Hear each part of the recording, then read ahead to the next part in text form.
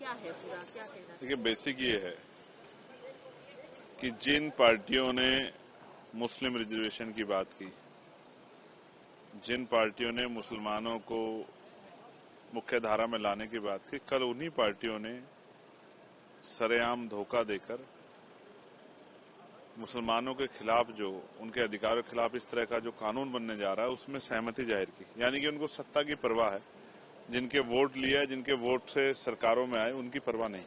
कल बहुत सारे लोगों के चेहरों से पर्दे बेनकाब हुए। हालांकि देश उनको माफ नहीं करेगा क्योंकि संविधान विरोधी इस बिल का उन्होंने समर्थन किया है। साथ साथ रही बात, आपने कहा कि ये लोकसभा में पास हो गया। ठीक है, लोकसभा में बहुमत है सरकार को। हम लोग, मैं ये मानता हूं कि उस बहुमत का, हम भी जानते थे कि बहुमत, अगर ये जो साथी उनके साथ अलायंस में, अगर वो लोग, उन्होंने उनकी आत्मा नहीं जागी, उनका जमीर, अगर उन्होंने अपने जमीर की बात नहीं मानी, तो ये बिल जो है वो पास हो जाएगा। लेकिन हमारा फर्ज ये था कि हम अंतिम समय तक लड़ाई को लड़ें।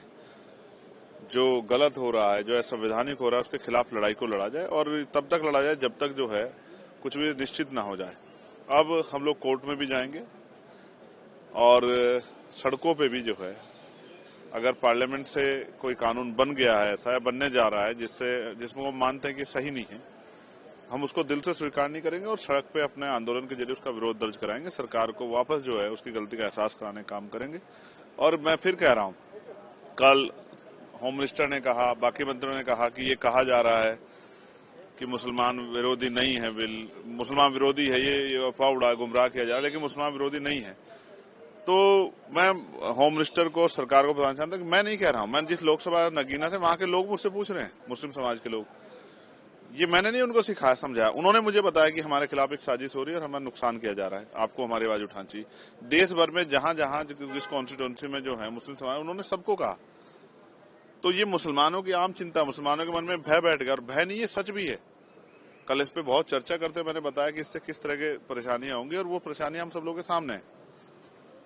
कल भी मैंने आपके कहा था, और मैंने लास्ट में अपनी बात खत्म करते हुए ये कहा है कि हम इसको स्वीकार नहीं करेंगे और हम इसका विरोध जो है अपने दर्जे से दर्ज कराते रहेंगे। All India Muslim personal law board ने भी इस पर विरोध जाहिर किया। उन्होंने कहा हम सुप्रीम कोर्ट जाएंगे। जो अलायंस पार्टी थी उनसे हमें उम्मीद थी एनडीए की, लेकिन अब हालांकि हमें कोर्ट जाना पड़ेगा।